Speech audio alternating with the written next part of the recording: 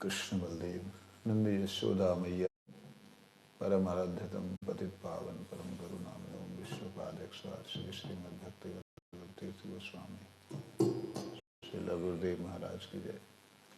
नित्य लीला प्रविष्ट विष्णुपाद भक्ति दयित माधव गोस्वामी महाराज की जय। नित्य लीला प्रविष्ट विष्णुपाद भक्ति सिद्धांत सरस्वती गोस्वामी ठाकुर जगत गुरु शिल प्रभुपाद की जय। जय परम करुणामय परमहंस कुल चूड़ामणि शिल गौर किशोरदास बाबा जी महाराज की जय। परम करुणामय परम आराध्यतम श्री शिल सच्चिदानंद भक्ति विनोद ठाकुर जी महाराज की जय। रूपानु गुरुवर्ग वृंद की जय। पंचतत्वात्मक गौर हरि की जय। तुलसी महारानी की जय। भक्ति देवी की जय। भक्त वत्सल सिंह भगवान की जय। नामाचार्य हरिदास ठाकुर गौर भक्त वृंद की गौर प्रेमानंदे हरि हरि बोल। गुरुवे गौरी चंद्राय श्री राधिकाय तदालय कृष्णाय कृष्ण भक्ताय तद भक्ताय नमो नमः। वंशा कल्पतरुभ्यश्च कृपा सिन्धुभ्यो पतितानां पावनेभ्यो वैष्णवेभ्यो नमः। श्री कृष्ण चैतन्य प्रभु नित्यानंद श्री अद्वैत गदाधर शिवासादि गौर भक्त वृंद। हरे कृष्ण कृष्ण कृष्ण हरे हरे हरे राम राम राम हरे हरे। पतित पावन परम करुणामय श्री गुरुदेव महाराज की जय।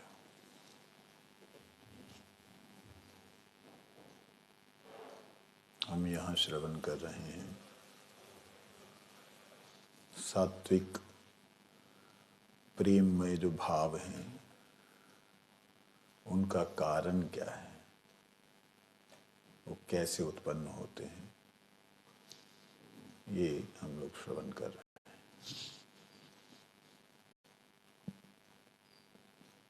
कल ब्रजनाथ जी ने प्रश्न किया, बड़े सौभाग्य से सात्विक भाव समूह उदित होते हैं, किंतु नाटक में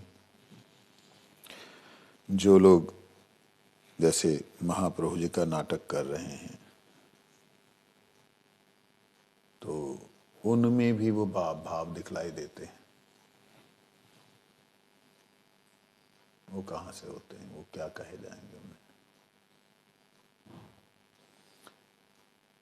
और अपने कार्य सिद्धि के लिए भगवान के आगे गिड़गिड़ाते हैं, रोते हैं, सिर पटकते हैं, उनको क्या कहे जाएगा, उसके लिए यहाँ बोलते हैं। ये जो स्वभावतः जो सात्विक भाव है वो शुद्ध वैष्णवों में ही, जब वैष्णव भाव ही हैं। इसके अतिरिक्त जो दिखाई देते हैं उनको चार भाव में बांटा जा सकता है। पहले था रत्याभास, रति का आभास। कल हमने श्रवण किया रति का आभास क्या होता है।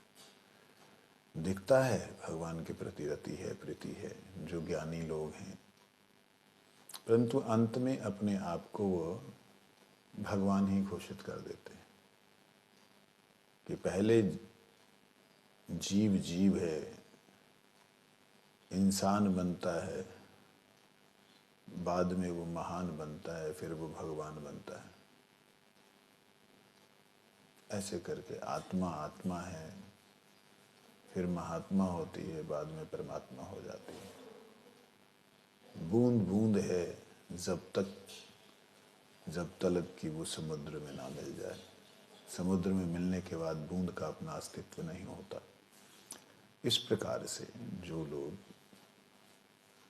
दिखलाते हैं रति कि भगवान में बड़ी प्रीति है, भगवान से बड़ा भजन में उनकी रुचि है, कहते वो रुचि केवल मुक्ति की कामना तक ही सीमित है।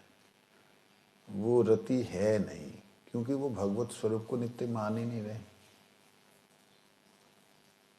भगवत स्वरूप को नित्य नहीं मान। बड़ी आश्चर्य की बात है, जो लोग ऐसे हैं भगवान के स्वरूप को तो निराकार बोलते हैं, ले अपने अपने गुरु के रूप को हमेशा गुरु सदगुरुदेव विराजमान है। सदगुरुदेव उनके हैं और भगवान मर गए, ऐसा उन लोगों के, मतलब यहाँ ये शब्द भी उनके हैं।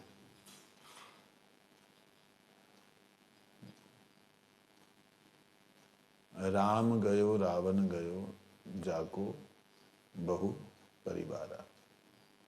राम भी गया रावण भी गया, जिनके बहुत परिवार थे। ऐसे करके वो लोग बोलते भी हैं। जो इसका सही अर्थ जानते हैं उनकी बात अलग है, जो सही अर्थ नहीं जानते उनकी बात अलग है। तो इसीलिए कहते हैं ये मुक्तिकामी जो लोग हैं, इनकी रति, इनकी भक्ति, इनका जो भी क्रिया है वो आभास मात्र है प्रेम का, प्रेम नहीं। आगे कहते हैं ब्रजनाथ जी, सत्व आभास किसे कहते हैं? सत्व आभास, गोस्वामी जी कहते हैं सत्व आभास शिथिल हृदय में कृष्ण कथा का श्रवण कर आनंद और विस्मय आदि का आभास उदित होने पर सत्व आभास का उदय होता है। शिथिल मन, शिथिल हृदय, शिथिल हृदय का मतलब जिस हृदय में अब कोई ज्यादा उत्पात नहीं है, शिथिल है। हृदय में ज्यादा कोई बवंडर नहीं है, मतलब अब सारी दुनिया से वो एक तरह से, शिथिल का मतलब ऐसे होता है जैसे मैं अभी शरीर को कर रहा हूं,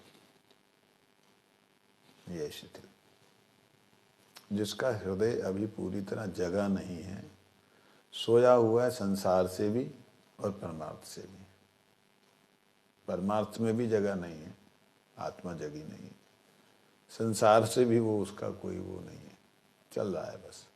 कहते ऐसे लोग जब कृष्ण कथा का श्रवण करके आनंद प्राप्त करते हैं और विस्मय उनको होता है, तब उस आभास का उदय होता है, सत्य आभास, सत्व आभास।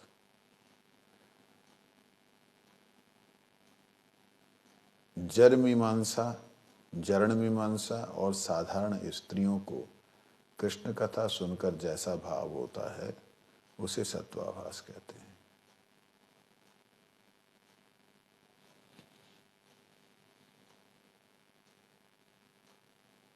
जरण मीमांसक, जरण मीमांसक,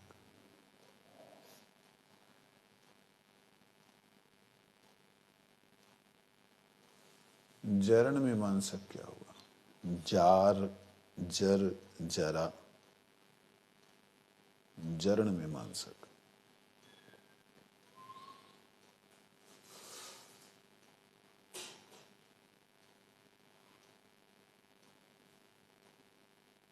जो कहते जो लोग बहुत मीमांसक हैं, हर बात की तय में जाने की कोशिश करते हैं, वो लोग, और जो साधारण स्त्रियां हैं जिनके हृदय में छल कपट इत्यादि नहीं है, वो लोग जब कथा सुनते हैं उनके अंदर जो आभास दिखता है उसे सत्वाभास कहते हैं। जो संसार में भी फंसा हुआ है, कथा सुनता है, उसके अंदर सत्यभाव नहीं होता है, सत्व आभास है ना, ये तो आभास है। आपने पहले जो कहा उस शिथिल हृदय का, उसकी बात आभास है। तो जब हम जैसे संसारी लोग हैं, मैं संसार में भी घुस रहा हूँ, कुछ भी आ रहा हूँ, तो क्या मेरे में सत्यभास प्रकट नहीं होगा? हो ही रहा है, उससे भी आगे का हो रहा है, उससे भी आगे का हो रहा है। वो तो गुरु कृपा अद्भुत है ना। ये तो श्रद्धालु अभी श्रद्धा होगी, भजन पद्धति में चलेंगे तो आगे की बात है। ये भजन पद्धति में शुद्ध भक्तों की शरण में आने से पहली वाली स्थिति है। इसमें आभास, सत्व कुछ तो है, उस परम तत्व के प्रति एक रति, एक तरह का आभास रति है। आगे कहते हैं ब्रजनाथ जी, निःसत्व भास, भावाभास किसे कहते हैं?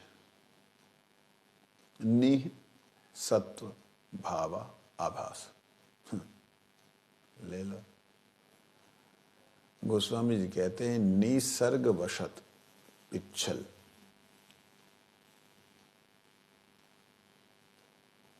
अंतःकरण एवं नाटक अभिनय तथा कार्य सिद्धि के लिए जो लोग अभ्यास करते हैं उनका जो पुलकाश्रु आदि होते हैं उन्हें निस्सत्व कहते हैं।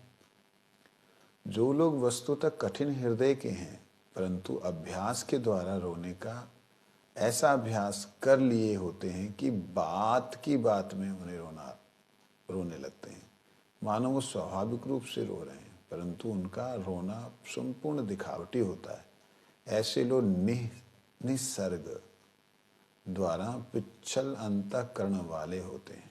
अच्छा,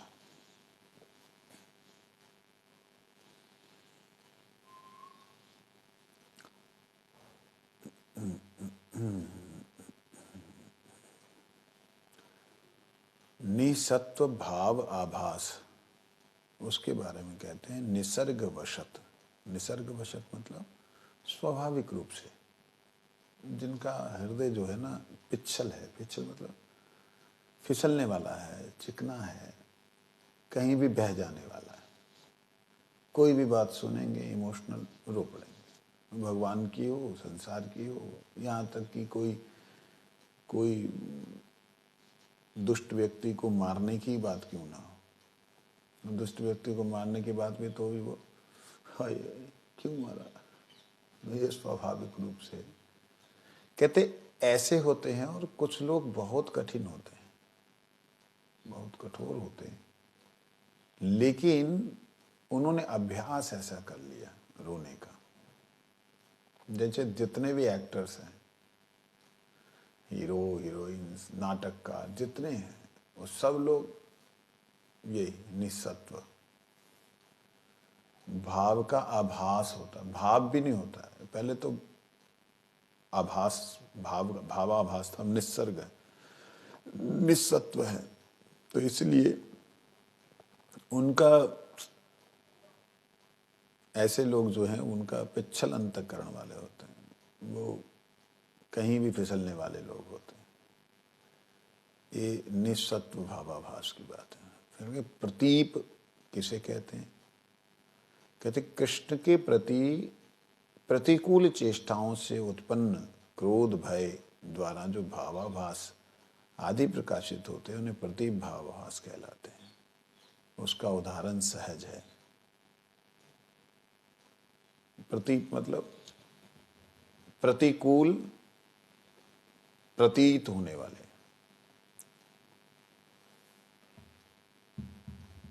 रावण इत्यादि जो उनका भगवान के प्रति इतना ज़्यादा चिंतन था कि उनके बिना उनको सांस भी ना आ रहा, ऐसी हालत। तो वो सारी चेष्टाएं जो हैं प्रतिकूल चेष्टाओं में जो उत्पन्न क्रोध भय, वो भी जो भावाभास आदि प्रकाशित होते हैं उन्हें प्रतीप भावाभास कहलाते हैं। यहाँ पर एक बार गुरुजी ने बोला था, प्रतिकूल भाव से भी विषय का चिंतन नहीं करना चाहिए। अनुकूल से तो विषय भाव वासनाओं में लिप्त होना ही नहीं चाहिए, प्रतिकूल भाव से भी नहीं होना चाहिए। मैं स्त्री चिंतन नहीं करूंगा, ना ना, देखने से हाँ करके मुड़ जाना, बात नहीं करना, वो भी कहते खतरनाक। कैसे? स्त्री हो चाहे पुरुष हो, चाहे वो किसी भी कोई भी ऐसी प्रतिकूल परिस्थिति, चाहे किसी के गुण हो चाहे अवगुण हो, जिन गुणों को देख करके अगर जलन हो रही है उसके सामने नहीं जाना। ऐसे भी होते हैं, ये बढ़िया गाता है, जब वो गाएगा मैं नहीं गाऊंगा, मैं जब वो नहीं रहेगा तब मैं गाऊंगा। तो मतलब इस तरीके की जो एक भावनाएं आती हैं, वो सब भावनाओं से ऊपर उठ करके ही भजन संभव होता है। तो इसलिए यहाँ जो प्रतिकूल चेष्टा से क्रोध भय इत्यादि होता है, उसमें भी व्यक्ति फंस जाता है। जैसे गुरुजी उदाहरण देते थे कि वो राजा था, बीमारी हो गई उसको, सुना है? उसका घर का वैद्य था, राजमहल का वैद्य था, और बहुत सारे वैद्यों को बुलाया, कोई समझ नहीं पा रहा क्या हुआ। फाइनल उन्होंने बोला हमारा राज वैद्य कहाँ है, जिसको इतने सालों से हम लोग यहाँ राज खजाना दे रहे हैं, उसको बुलाओ। उसको खबर भेजी, वो आया। सुना कि नहीं? आपने सुना नहीं? राम राम। ये तो बहुत प्रसिद्ध गुरु जी की कहानी है। तो राजवैद्य आता है,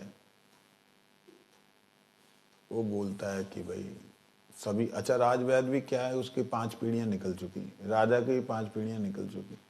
राजा को भी कुछ नहीं पता कि कौन सा राज्य कहाँ से किससे जुड़ा है, क्या संधि है, क्या उसमें बातें हैं।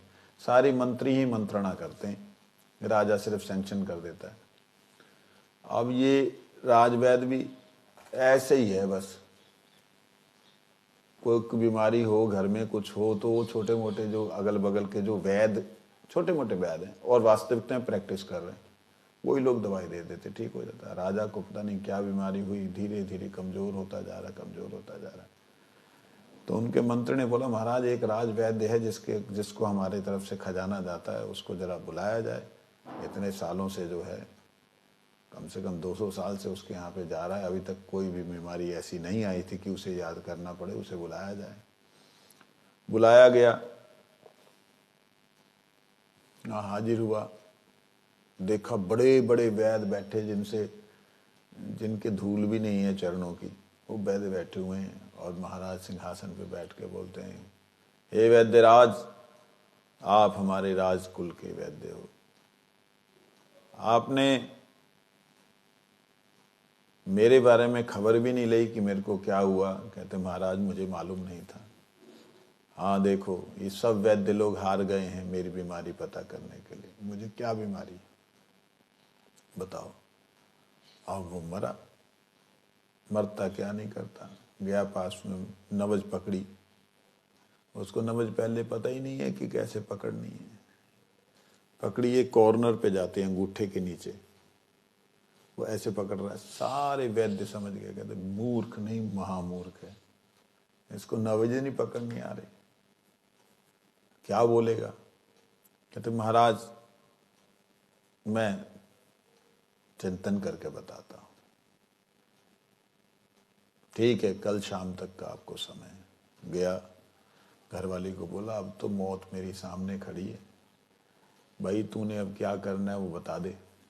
मैं तो गया शाम को, मेरी तो फांसी हो जाएगी। क्यों, क्या बात? इतने सालों से हमारे दादे परदादे जो है खाते आ रहे हैं उनका अन्न, अब मेरे को एक भी गुण नहीं बताया उन्होंने।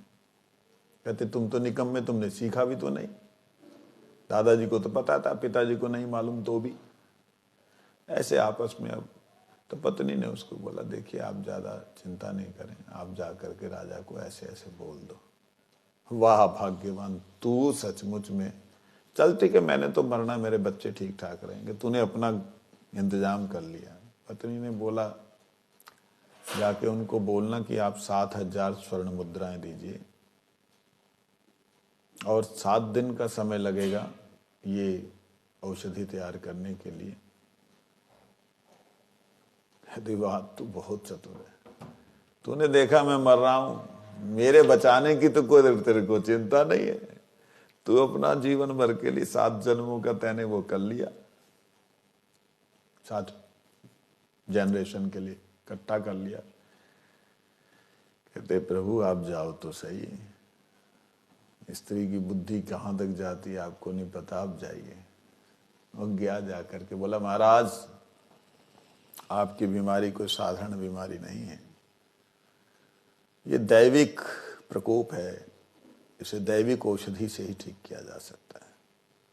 आप 7,000 स्वर्ण मुद्राएं लगेंगी, 7 दिन का समय लगेगा औषधि निर्माण करने के लिए। आप, अब सारे लोग हैरान हैं, ऐसी कौन सी औषधि है जो 7 दिन में तैयार हो, 7,000 स्वर्ण मुद्राएं लगे,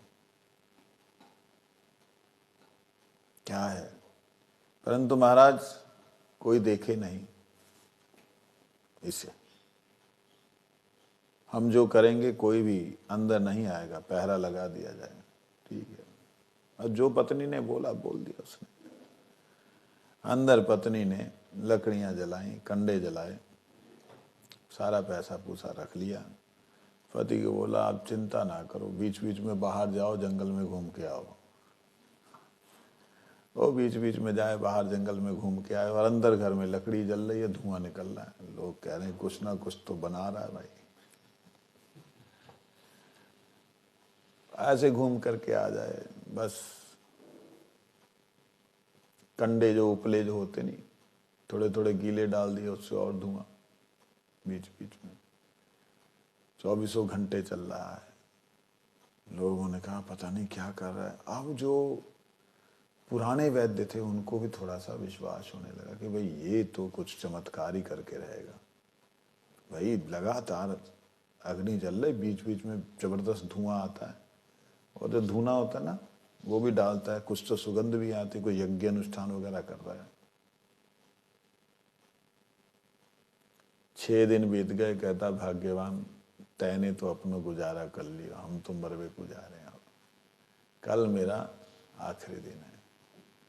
उसकी पत्नी उसके चरण मत दबा, हट जा, मेरा तो आखिरी दिन आ गया। बच्चों को गले लगा के रोए, कहती है भाग्य हे प्रभु भगवान आप ऐसा मत करो, बिल्कुल ठीक हो जाओगे, आप चिंता नहीं, जाओ आज जा करके एक वो जो सोने के जेवरात रखने की जो डिब्बिया होती है बढ़िया सी लेके आओ। जाओ ले आया। अब उसने कहा मैंने अभी तक एक भी बूटी नहीं लेके आया, तैने कोई ऐसी बूटी बताई ना है, मैं कोई ऐसी जो है वो अभ्रक ना लेके आया, कोई रसायन ना लेके आया, कोई मैं मट्टी ना लेके आया, तू भगवान क्या करेगी, आप जाइए बस, स्त्री को मत मापिए, आप जाइए। गया, ले आया डिब्बी वेलवेट से बनी हुई एकदम बढ़िया, ला करके दे दी, लीजिए।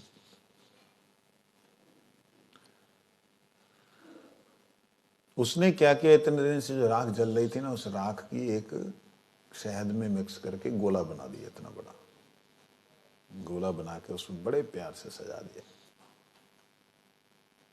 इसको ले जाओ और सारी सभा के अंदर डंका पीट करके ऐसे ऐसे बोल देना। वो गया, कॉन्फिडेंस हो गया उसको। कहते भाग्यवान अगर उसने खा लिया तो अरे आप जाइए, तो ये मंत्र बोल देना बस। गया, जा करके राजसभा में बोला महाराज आपकी औषध तैयार है, समय अनुसार सब सिद्धि और सब नक्षत्रों के अनुसार देवताओं के द्वारा दी गई और साक्षात देवी के द्वारा प्रदत्त ये जो आशीर्वाद है ये औषधि के रूप में आपके सम्मुख है। मैंने देखा जो सुंदर सा डिब्बा, लाओ लाओ लाओ अभी खाओ ना, अभी खाना, लाओ लाओ, सबको गालियां देने लगा। देख लिया आप लोग इतने पुराने वैद्य हैं, आप सबके सिर नीचे, सब हैरान है, इतने दिन तक राख रू पता नहीं क्या करते रहे ये लोग, पता नहीं क्या इन्होंने मंत्र विद्या। और उन्होंने कहा कि ये आप लीजिए, और उसने खोला, खोल करके खाना। महाराज सिर्फ देवी औषध है, दैवीय औषध का एक ही होता है, आप एक जानवर है उसको स्मरण नहीं करके खाएंगे। कौन सा जानवर है? महाराज वो जानवर है ऊंट। गलती से आपने ऊंट को याद कर लिया और खा लिया, तुरंत मर जाएंगे। दैवीय औषध है ये, ऊंट को याद नहीं करना। किसको याद नहीं करना? ऊंट को याद नहीं करना। अब आप खा लीजिए, लेकिन ऊंट को याद नहीं करना है। आपको ऊंट तो स्मरण नहीं, ना स्मरण हम तो है, तुम्हारे से बात हो रही है तो इसको बाद में खाइए, रख लीजिए। उसने रख दिया। थोड़ी देर बाद वो भूल गया कि उसने क्या जानवर बोला था। ले रहे औषध ले, औषध ले, फटाफट खाऊं। और खाने लगा। इतने मंत्री, महाराज आपको ऊंट का स्मरण तो नहीं है? कहते भाई मेरे को कोई स्मरण नहीं था, तूने याद करा दिया। अच्छा ठीक है ठीक है, आप रखिए, अब मैं आपको नहीं बोलूंगा। रख दिया उसने। 2-4 घंटे बाद उसको भूल गया। बीमारी से बेचारा भूल जा रहा था बार बार। फिर उठा के खाने लगा। इतने में रानी कहती महाराज आपको कहीं ऊंट का स्मरण तो नहीं हो रहा? कहते भगवान तू काहे को करवा रही है? ऊंट का स्मरण नहीं करना, नहीं करना, नहीं करना बोल करके ऊंट ही हृदय में बैठ गया। गुरुजी बड़े प्यार से एक दिन हरि कथा करते हुए किसी के घर में थे, बड़े प्यार से बोले, किसी का दोष नहीं बोलना, ना बोलने से हृदय ठीक रहता है, ना वो नहीं करना। Negative thinking will make you negativity. Negative thinking, नकारात्मक चिंता जो है आपको नकारात्मक बना देगी। ऐसे तो ये वाली वही वाली बात है। क्रोध में आवेश होने से प्रतीप भावाभास कहते हैं इसको। भगवान के प्रति अगर हो तो विरोध, भगवान के प्रति हो तो भगवान के प्रति विरोध होने पर भी वहां पे कल्याण तो है, इधर संसार में नहीं। भगवान के प्रति अगर होगा तो फिर भगवान फिर प्रश्न करते, विभाव, अनुभाव और सात्विक भावों को समझ गया, साथ ही सात्विक भाव और अनुभाव का भेद भी समझ गया। अब यह व्यभिचारी भावों का वर्णन कीजिए। व्यभिचारी भाव, गोस्वामी जी कहते व्यभिचारी भाव 33 प्रकार के हैं। भाव के प्रति विशेष रूप से अभिमुखी होकर ये 33 भाव विचरण करते हैं। जो स्थायी भाव हैं, स्थायी भाव कौन कौन से हैं? विभाव, अनुभाव, सात्विक, ये सारे स्थायी भाव हैं। इन स्थायी भावों के प्रति विशेष रूप से अभिमुख होकर ये 33 भाव विचरण करते हैं। मतलब स्थायी भाव जैसे मुख्य रूप से शांत दास से साख्य वात्सल्य मधुर के अंदर में जो भगवान के अनुकूलता में, सेवा में जो भाव हैं, उनमें 33 भाव ऐसे हैं जो कभी कभी कोई आ जाता, कभी कभी कोई आ जाता, कभी कभी कोई आकर के भगवान की लीला में, सेवा में सहायता करते हैं। इसलिए इन्हें व्यभिचारी कहते हैं। मतलब इनका अपना चरण नहीं है, ये अपने आप में पूर्ण, अपने आप में स्वयं कुछ नहीं कर सकते। ये किसी भाव के अंदर घुस करके क्रिया करते। व्यभिचारी मतलब व्यभिचार करना, किसी के अंदर गलत आचरण आ जाए तो उसे व्यभिचार कहते हैं। तो यहां पर भाव में दूसरा भाव आए तो उसे व्यभिचारी भाव कहते हैं। लेकिन ये सेवा के लिए हैं, ये सारे सेवा वाले हैं व्यभिचारी भाव। ये वाणी में, अंग में और सत्व द्वारा सूचित हुए संचारित होते हैं, अतः इन्हें संचारी भाव भी कहते हैं। संचारी भाव भी संचार करते हैं। तो भगवान की तरफ सेवा करते करते कोई अपने प्रति भाव आ गया तो वो व्यभिचार? ना ना ना, भगवान की सेवा करते करते मान लो शांत दास से साख्य वात्सल्य मधुर है, ये 5 भाव मान लो। अब इन 5 भावों के अंदर एक भाव में दूसरा भाव संचार करता है कई बार, तो एक तो ये हो गया व्यभिचार नहीं है। मतलब इसको इस भाव तो सेवा है, इसको शब्द क्या देंगे? इस संसार में क्या शब्द देंगे? मिलावटी। तो मिलावटी बोलने से भी नेगेटिव आ रहा है इधर के लोगों को। इधर के लोग इसको भी नेगेटिव समझ रहे हैं। मिलावटी भाव, ले शुद्ध भाव होना चाहिए। वो यहाँ के लोगों के पास में शब्द नहीं है, इसलिए उन्होंने बोला संचारी भाव, एक भाव में दूसरे भाव का संचार होना, ऐसा समझने के लिए। जैसे उदाहरण के लिए दास भाव का जो भक्त है वो तो दास ही है, वो तो दासों के दास का दास बना हुआ। लेकिन मां यशोदा ने बोला, अब देखो भाव का कैसे संचार होता है। ए चित्रक, इसको ले जा, बड़े नखड़े कर रहा है, दुकान पे देके मारिए, इसको नहला खिलाया। मां का भाव संचार हुआ किसमें? दास में।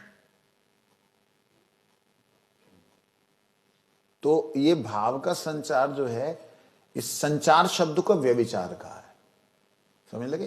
व्यभिचार में दुराचार वगैरह नहीं, भगवत राज्य की बात हो रही है, संसार की बात नहीं हो रही। जो काम कर रहे हैं उसके बाद ध्यान डाइवर्ट हो गया, किसी और क्षेत्र में चला गया, है ही नहीं ये बात बिल्कुल विचार हो गया, कहीं और नहीं गया ना, अपनी सेवा में ही है।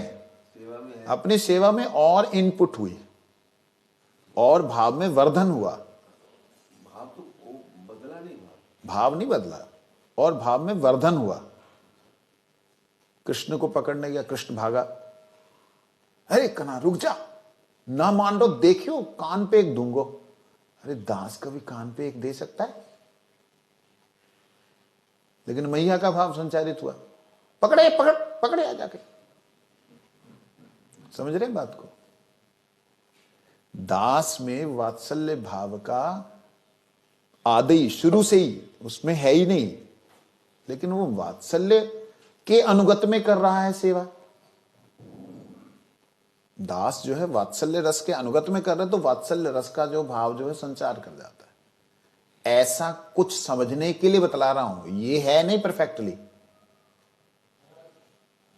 समझाने के लिए बोल रहा हूं, ये परफेक्टली ये नहीं है।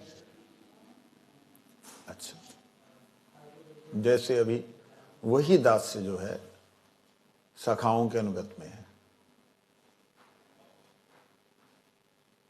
सखा ने बोला, जी हमारी ना मान लो, ताऊ तू ही जाए समझा। कन्हैया देख सुन, तेरो जैसो चतुर कोई ना लाला। अब ये कौन सा भाव आ गया? सका, तेरे जैसा चतुर कोई नहीं, सुन इधर इधर, भाई ऐसे ऐसे करियो, भाई ऐसे ऐसे करियो। अब सखाओं की तरह वो उसमें कानाफूसी करने लगा। ये तो 5 मुख्य भाव हैं, जो 5 मुख्य भाव एक दूसरे में कभी कभी संचार करते हैं। बात समझ रहे हैं? और इसके अलावा 33 भाव हैं जो इन भावों में संचार करते हैं। उनका हम चर्चा अभी वो करेंगे, चिंतन करेंगे। समझ आ गई बात मेरी? आप देखिए, ये स्थायी रूप भाव, ये स्थायी भाव रूप अमृत सागर में लहरों की तरह उठकर समुद्र को ऊंचा उठाकर पुनः उसी में मग्न हो जाते हैं। ये भाव कैसे हैं?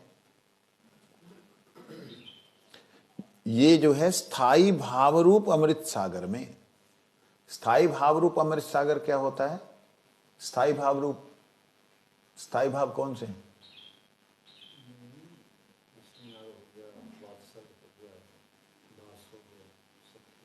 यही है, यही है। हाँ जी, यही है। हाँ ना तो बोलो। यही है 4 5 भाव जो है, मुख्य 4 हैं, 5वां भी है। शांत, दास्य, सख्य, वात्सल्य, मधुर, ये 5 भाव हैं, स्थायी भाव हैं। ये स्थायी भाव समूह जो है अमृत सागर है। दास भाव में इतना अमृत भरा है कि उससे वो जीव निकल ही नहीं सकता या निकल ही नहीं जाना चाहता, क्योंकि इतनी सेवा है उसमें। लेकिन उसमें लहरों की तरह ये 33 भाव और आते हैं। अब वो 5 के अंदर एक दूसरे का मिक्सअप नहीं है अभी, ठीक है? अभी जो आ रहे हैं उनको सुनो। ये है निर्वेद, खेद हो जाना, उदासीनता आ जाना, मतलब सेवा में उदासीनता आ जाना। ना मैं ना करूंगा, मैं ना खाऊंगा। अरे सखाओं के साथ तो खूब खा रहा था, नाच रहा था, कूद रहा था, अभी बोल रहा था भूख लगी, निर्वेद, ना खाऊंगा। क्यों ना खावे को? वो मोए नाराज है के चलो वो कन्हैया मोते, मैं ना खाऊंगा, भूख खूब लगी हुई है, निर्वेद हो गया। तो वो प्रेम में और क्या हो गया? वर्धन, एक लहर आई। समझे बात को? ये है, अब 33 सुना रहा हूं, अपने आप समझते जाना आगे कौन सा क्या होता है। एक एक को वो नहीं करूंगा। फिर है विषाद। हाँ, मैं दे ही दे तो मैंने खा लियो आम, यही ते नाराज भयो। भाई मैं दे ही दे तो अरे तू और दे दे, लेके जा, जिज जाए दे दे, जाए खिला दे ना। वही वालो आम वो मांग रहा हो, मैंने दियो ना है भाई, मैं दे ही दे तो विषाद हो गया। ठीक है, उदासीनता हुई, विषाद हुआ, दैन्य, दीनता आ गई। दाऊ दादा बातें मेरे को क्षमा करवाए दे, माफी मंगवाए दे। दाऊ तैने क्यों ऐसा काम काहे को क्यों, तो पता हो वो जिद्दी है, माने कह दे यही चाहिए तो वही ये चाहिए, तू दे दे तो। वहां में गुठली बची और कछु ना बचो, जब ना दियो मैंने, है गुठली बची तो गुठली दे दे तो और ज्यादा नाराज हो तो जाए काजे मैंने फेंक दी। चरणों में गिर गए दाऊ जी के सखा, दैन्यता। और फिर ग्लानि होने लगी, आत्मग्लानि, आगे के लिए मेरा जीवन ही व्यर्थ है, फलाना ठिकाना। ये इसके बीच में जैसे फिर भाव उदित हुआ कि अब मैं सावधान रहूंगा। जैसे कन्हैया ने कहा, बातें ना मैं बात कर रहा हूं, बातें ना करूंगा बात। अरे ना देख तो वो ऊपर तक चढ़ जावे, वो पतली टहनी पे पकड़ जावे, पत्थरों से है ना, वो पतली सी टहनी पे ऊपर चढ़ करके वो तेरे लिए आम तोड़ेगा। अच्छा, दाऊ जी ने इशारा किया, ए चल रहे, और चढ़ गया, श्रम कर रहा है, परिश्रम, सखा भाव में श्रम, परिश्रम कर रहा है। और श्रम करते एकदम ऊपर पहुंच गया, पतला सा था, सूखा था, तोड़ करके ठाकुर जी को दिया उसने, ले आओ।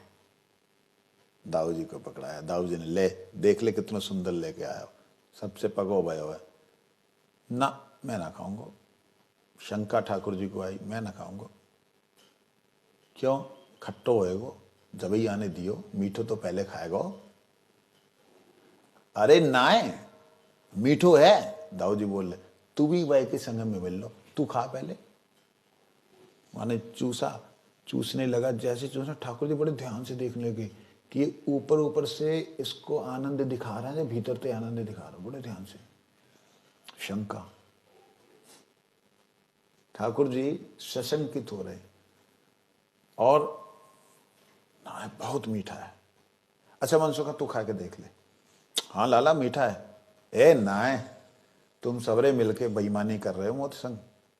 ये जो त्रास, भय, आवेग, उन्माद, ये सब जो है प्रेम के अंदर में, प्रेम के गहरे समुद्र में ये उठाते हैं लहरें, अंदर के हीरे जवाहरात हैं ये। भावों के अंदर 33 भावों का जो संचारी भाव है, ये हीरे जवाहरात है, और निकाल के लेके आते हैं। अच्छा, सबको खिलाने के बाद में ठाकुर जी लादे मोए, तुम लोग जो है ऐसे ही मजाक कर रहे हो, सबरे मिल गए। ठाकुर जी का अपना प्रिय सखा सुबल, तू खा के देखो लाला। हाँ लाला मीठा है तो, ओ दियो मोए। सबरे खाए गए, मोई गुठली सी दही, सबरे खाए गए, मोई गुठली सी दही। अब नाराज हो गए, फिर लो, अब कोई कृष्ण को हाथ पकड़े, कृष्ण के चरणों को पकड़े, कृष्ण दबाए, उसको सेवा करे। ये इस प्रकार से उद्वेग होता है, कभी कभी उन्माद हो जाता है उनको, कभी अपस्मृति हो जाती है, जो स्मृति थी वो भूल जाते हैं। नया फल लिया, अब कन्हैया सबसे पहले खाएगा। अरे कहते रुक जान, एक मोए खा लें दे, देख तो लो ये खट्टो है कि ना है। ना, तुम सबरे खत्म कर दो। अरे हम कहाँ खत्म कर रहे, मैंने तो पहले ही कही, सब चा चा चू चू चू सब तो चालू हो गया, हमने तो पहले ही कही खा ले, मीठो है। तू कह रहे हो सबरे मिले मिले भय, मिली भगत कर रहे सबरे है, हम मिली भगत थोड़ी कर रहे, हम तो आनंद देवे को दे रहे। अरे जी खट्टो होएगो ना, मैं खाऊंगा। ओ भयंकर खट्टा। ए तैने बोली खट्टो होएगो, जब खट्टो भयो। मतलब इस प्रकार से ठाकुर जी अपस्मृति हो जाती, जो स्मृति थी वो भी खत्म हो जाती है। शांत रस के भक्तों में भी ऐसा होता है। फिर व्याधि, मोह, मृत्यु, आलस्य, जाड्य, भृड़ा, अभित्या, स्मृति, अपस्मृति हुई थी, स्मृति, वितर्क, चिंता, मति, धृति, हर्ष, उत्सुकता, उग्रता, अमर्ष, असूया, चापल्य, निद्रा, सुप्ति और बोध। ये 22 हैं, 33 हैं। अब ठाकुर जी ने जैसे उसको चूसा, खट्टा लगा, मैं ना खाऊंगा, और इतने में उसको सुबल ने लिया। कन्हैया तैने या खट्टो कहो, यहां में जो खटास में मिठास है ना, वो तो है ना मिली। अब वो ना सबको दिया। अब दिखाइयो, मैं दिखाइयो, कौन सी खटास में मिठास है। सब ठाकुर जी को प्रसाद लेना चाह रहे हैं, कन्हैया को। ऐसा भाव नहीं, प्रसाद का भाव भूख नहीं है। ले दिखाइयो, अरे गजब की, अरे गजब, सबरे गजब गजब बोल रहे। अब कन्हैया बोल रहे, अरे तुम सबरे झूठे हो। अरे भैया, पहले वो सच्चे हते, अब वो सच्चे हैं। पहले हमने कही मीठो तैने खायो ना, बाद में गुठली मिली तो तू रोवे लगो। अब हम जो खाए के बता रहे हैं कि हाँ भी यहां में खटास में एक मिठास है, लाओ दिखाओ। अब लाए, गुठली फिर बची।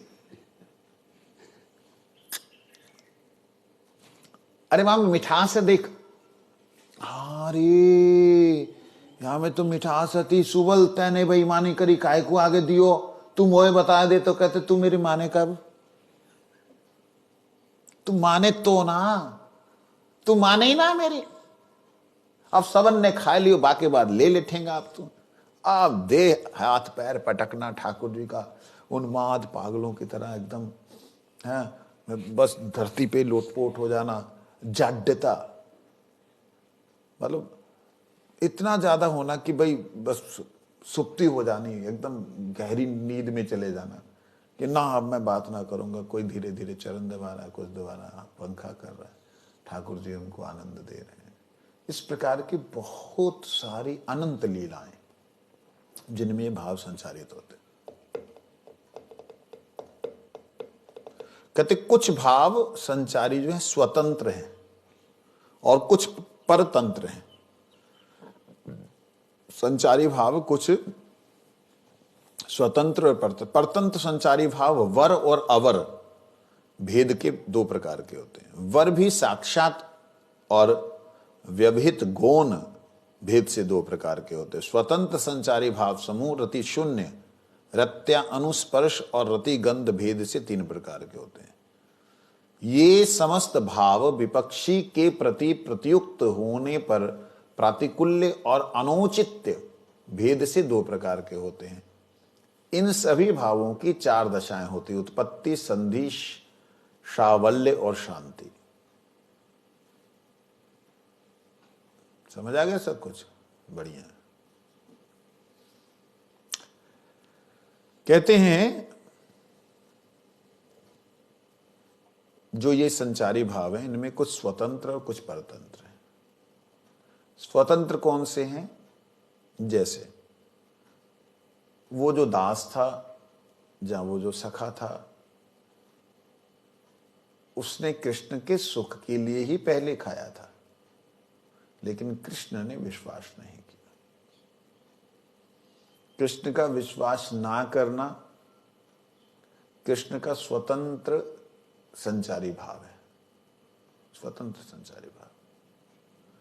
और सखा का स्वाभाविक रूप से गिड़गिड़ाना, भैया मैं सच कह रहा हूं, ये उसका स्वतंत्र संचारी भाव है। मतलब इनमें से कुछ स्वयं स्वाभाविक रूप से एक एक भाव के साथ में रहते हैं और कुछ कभी कभी आकर के उत्पाद करके चले जाते हैं। इंशा कल्पतरुच्च कृपा सिंधु पतिता नाम पावनम वैष्णव है ना, खतरनाक। ये सब पढ़ा नहीं, रुक जाओ रुक जाओ। लेकिन जैसे जैसे पढ़ते हैं गुरुदेव की कृपा से, वैसा ही साथ साथ अर्थ प्रकाशित होता है। तो ये हम लोगों का सौभाग्य है कि गुरुदेव नित्य उन्होंने बोला हम वो ही रहेगा, ऐ राधाकांत को बोलते हैं, अय तुम ये इसका घर गया, इसका घर में, हाँ महाराज जी आपके साथ में थे, 5 दिन वहीं पे थे, हाँ वो वहीं रहेगा। ये कथाओं से पता लगता है कि वो है। जय जय कहाँ ये सब अर्थ समझ में आते हैं, असंभव है। ये सब भगवत धाम के भाव हैं, उनके अंदर जो प्रेम है वो है, हमें कहाँ समझ आएगा, जड़ बुद्धि। लेकिन हाँ उन्होंने कहा है तो बोलते हैं, वही समझाते हैं। इंशा गुरु कृपा से पतितानां पावनेभ्यो नमः।